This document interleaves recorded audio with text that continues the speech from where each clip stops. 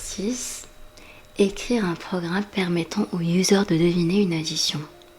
Alors pour qu'un user devine ton addition, il faudrait que tu lui donnes les parties de ton équation, à savoir ce qu'il faudrait additionner en l'occurrence. Tac, là on va faire un petit const de A qui serait un petit 12, un petit const de B qui serait un petit 4, tac. Donc pour que le user soit capable de répondre, il faudrait qu'il te retourne une valeur. Pour ceci, on va utiliser la fonction prompt. Tac. Entre parenthèses, donc, quelle est la somme de A plus B? Tac. À première vue, tu auras tendance à dire que le petit A qui est là, c'est celui-ci. Le petit B, c'est celui-ci. Mais en fait, pas du tout. Là, c'est une valeur déclarée, alors que là, c'est juste une string entre des simple quotes. Pour vérifier cela, tu vas sur ton navigateur, tac, et là tu as quelle est la somme de A plus B. Pour que tu puisses répondre, il faudrait au moins que tu saches quelle est la valeur de A, quelle est la valeur de B, alors que là tu l'as pas. Donc ça n'a pas de sens. Tu reviens sur ton programme, et là pour que ça marche, tu fais plutôt un prompt de quelle est la somme de là. Tu fermes ta phrase dans ta string, là tu me fais soit un plus, soit une petite virgule pour dire A, virgule. Donc simple quote, l'opérateur quand même, faut l'afficher, puis virgule B. Tac.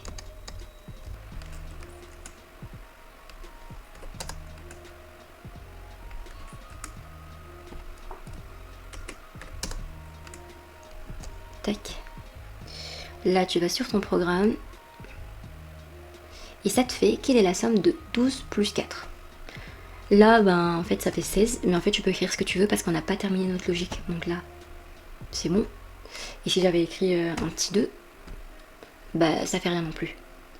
Donc, et là, on voudrait quand même retourner une réponse au user si c'est bon ou pas. En gros, ça donnerait if bonne réponse. Donc, écrit OK. If not, écrit pas OK. Donc en fait, ce qu'on va faire, c'est qu'on va traduire cette petite logique en code. C'est d'ailleurs la brèche qu'il nous fallait pour aller consulter la documentation. On avait dit que JavaScript était un langage qui était largement utilisé avec une documentation à la portée de tout le monde.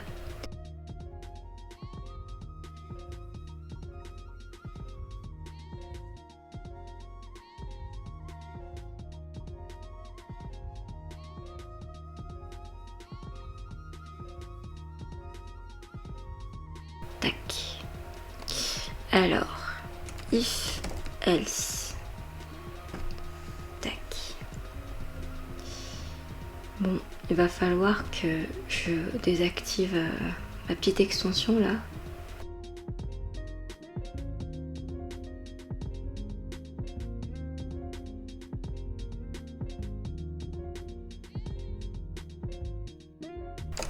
MDN.js. Tu vas le garder en favori. Dès que tu as un problème de syntaxe, t'as qu'à taper la référence de ce que tu fais et tu auras tout. Number, tout à l'heure on avait vu les nombres. Tac. Fonction. Ça viendra, ça on n'a pas encore vu, mais ça viendra. Tac, tac, tac, tac, tac. Tac. Bon, on revient sur le code. Alors la syntaxe, c'est d'abord mettre un if pour dire si, des parenthèses et des accolades. Alors là, alors if, donc là tu vas mettre ta condition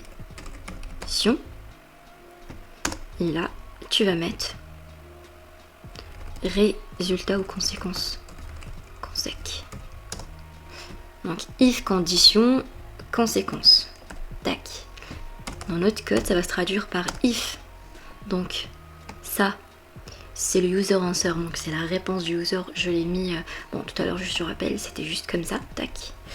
Et en fait j'ai voulu stocker la valeur du user pour la réutiliser ici. Parce que sinon il fallait que j'écrive tout ça ici. Tac, c'est un peu moche. C'est trop d'écriture, donc je vais faire un petit CTRL Z. Je stocke mon résultat ici dans user insert.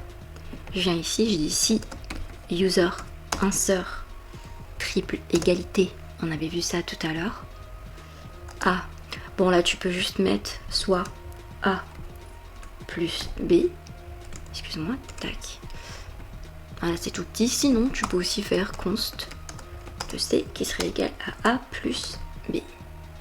Tu reviens là, tac, tu remplaces par un C. Donc si la réponse de l'utilisateur est égale à la somme qu'il faut trouver, et bien là tu m'alertes, tu me dis que c'est correct. Sinon, c'est else accolade. Tu m'alertes avec un petit faux. Donc, en l'occurrence, tac. On va tester ce petit code.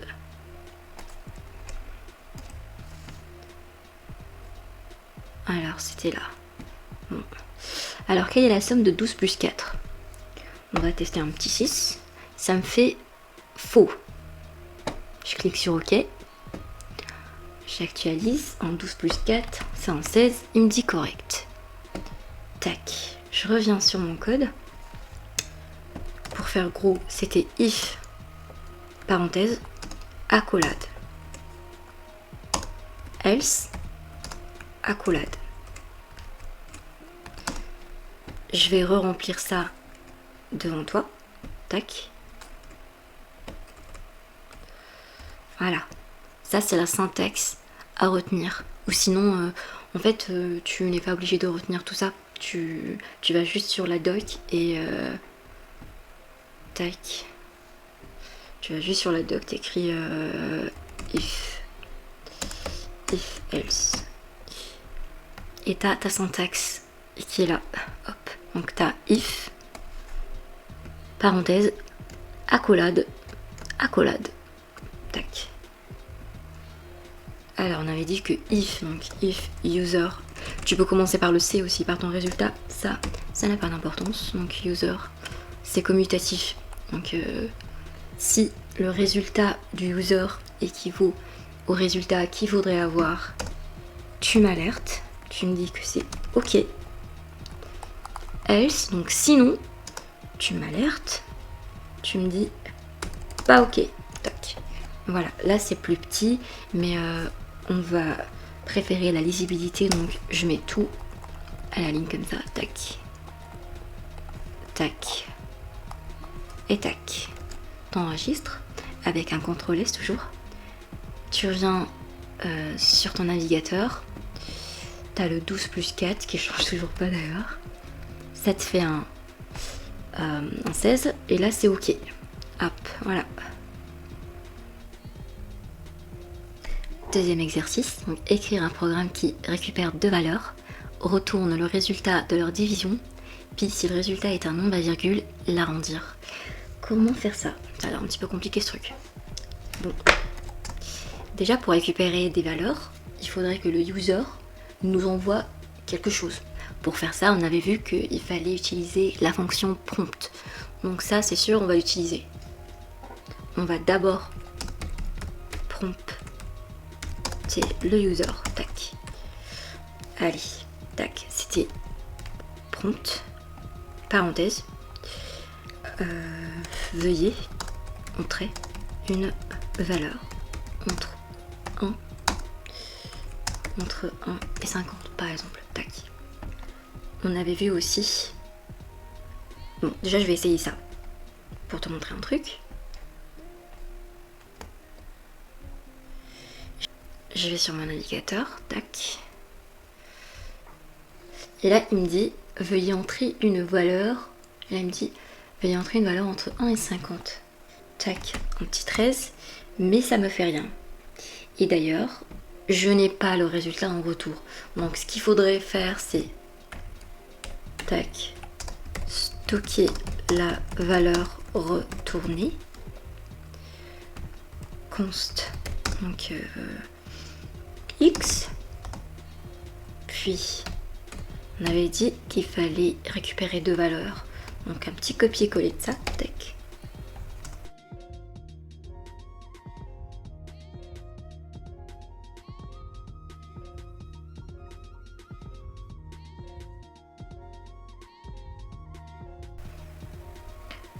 Pareil, entre 1 et 50, tac. Et là, console log, tac, console point log de x divisé par y, tac. Bon, là, ok. Je refais. Alors, pour le x, vas-y, stock, un petit 20. Un petit 15, tac. Pour avoir le résultat, je vais sur inspecter, console, et là ça me fait 1.3333333, tac. Et là, on avait dit qu'il fallait l'arrondir. Donc si c'est un chiffre à virgule, donc on l'arrondit. Comment faire ça déjà? Comment ça s'appelle un chiffre qui n'a pas de virgule? Ça s'appelle un entier. Donc tu as une fonction sur JavaScript qui peut définir si ce nombre est un entier ou pas. Donc d'abord S un entier, tac. Si c'est le cas, ok, donc on va juste skip. Sinon,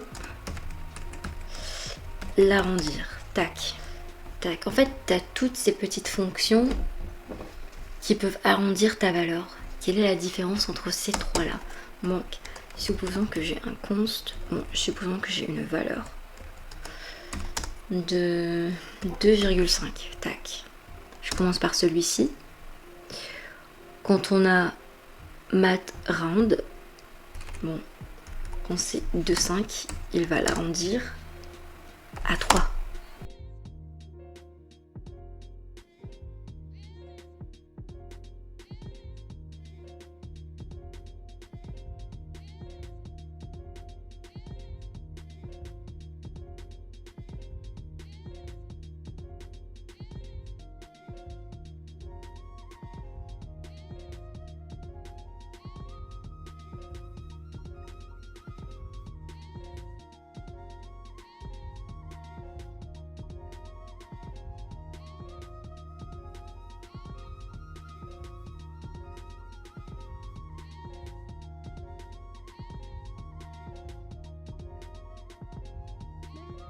En ce qui nous concerne, pour cet exercice, on va travailler avec le matround. Tac. Allez, je t'embête plus avec ça. Je mets ça de côté et on continue l'exercice. Alors, est-ce un entier? Pour vérifier cela, il y a une fonction dans JavaScript qui peut vérifier ça à ta place. Donc, il suffira d'écrire is integer. Integer qui veut donc dire entier. Évidemment, il faudra préciser que c'est un nombre. Tu ajoutes le petit point et là, en parenthèse, ce que tu mettras, c'est en fait le résultat. Alors, tac, const, résulte, x divisé par y, tac. Là, en fait, ce que je suis en train de faire, c'est que je stocke la valeur que j'obtiens après la division dont résulte. Ce résulte-là, un petit copier-coller ici, pour vérifier si c'est un entier ou pas. Alors, si c'est un entier, skip, donc on fait rien. Sinon, il fallait l'arrondir. Sinon, arrondir le résultat. Tac. Alors, j'imagine que avec un si et un sinon, tu te doutes qu'on va utiliser le else if. Et tu as raison. Donc if parenthèse, accolade, else, accolade. Alors, if, donc si c'est un entier, alors tu vas juste me copier ça ici. Tac. Alerte-moi. Ton résultat est entier. Là, tu sors les simples cotes, une petite virgule et résultat. Pas besoin de le convertir, c'est un entier. Par contre, si ce n'est pas un entier, là, je reviens juste à la ligne pour plus de lisibilité. Alors else, donc si c'est pas un entier, ce qu'il faudra faire, c'est un mat round de résulte. Tac. Et puis, il faudra aussi m'alerter. Tac.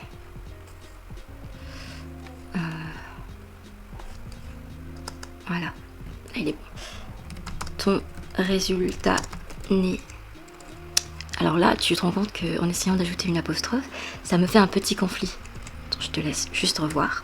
Pour éviter ça, en fait, tu remplaces tes simple quotes par des double quotes.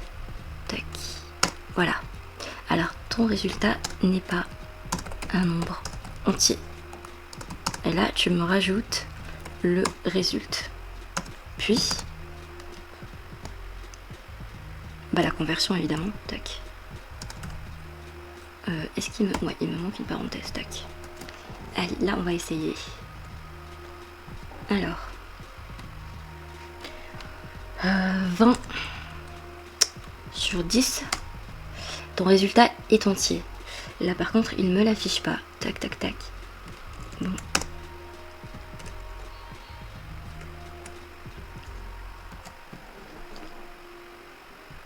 Et là, je vais voir si ça marche ou pas. Tac. Donc, veuillez entrer une valeur entre 1 et 50. Donc, en l'occurrence 16. Allez, 2. Donc là, on est sûr que c'est un entier. Tac. Ton résultat est entier. Et c'est un 8. Ok. Là, je vais juste refaire. Je vais mettre un petit... allez, 29. 5. Et là, il me dit, ton résultat n'est pas un nombre entier. Et là, il me dit quoi? Il me dit 5, ça fait 5.86. Tac, tac, tac. Ah oui, parce qu'en fait, là, j'ai fait une addition. Tac. Alors, ce qu'il faudrait faire, je vais juste séparer là, parce qu'en fait, ça me fait une petite addition. Je vais juste rajouter un petit espace. Tac.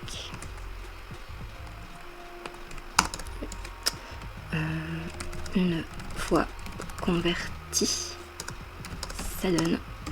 Tac, on va essayer ça pour voir. Alors, tac, 29, on avait dit sur 5. Cool, alors, ton résultat n'est pas un nombre entier, c'est 5,8. Une fois converti, ça donne 6. Et tout à l'heure, on avait 5.86. Donc en fait, ça l'affichait, mais il n'y avait pas d'espace et on ne comprenait pas si c'était un 86 ou en fait, on n'arrivait pas à délimiter. Et là, tu vois bien que comme c'est 5,8, évidemment, il va l'arrondir à 6. Tac. Allez, un petit 13 sur 2. Et là, ton résultat n'est pas un nombre entier. Il va convertir ça dans un petit 7. Tac. Je vais clean un petit peu tout ça.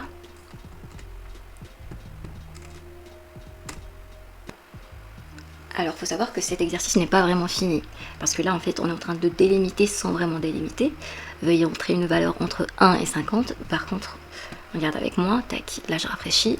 Si je te mets un petit 602, et bah ça le prend toujours. Or que là, on essaie quand même de limiter. Alors, là, ce qu'il faudrait faire, c'est vérifier si le nombre est bien compris entre 1 et 50 pour x et y. Autre chose qui pourrait être un petit peu plus grave si c'est un vrai projet, c'est le 0. Donc une division par 0. Donc une division par 0, et bah ça le fait pas, c'est un problème. Donc par exemple si y, là pour le... Attends. X, donc là c'est le y qui va prendre en compte. Donc par exemple là, il faut bloquer ça par exemple. Si le user entre 0 comme valeur pour y, ne pas lancer le programme par exemple, ou sinon l'alerter. Tac. te laisse réfléchir à comment on pourrait faire pour éventuellement améliorer notre petit programme. Et moi, je te donne rendez-vous dans une prochaine vidéo où je corrigerai ça avec toi.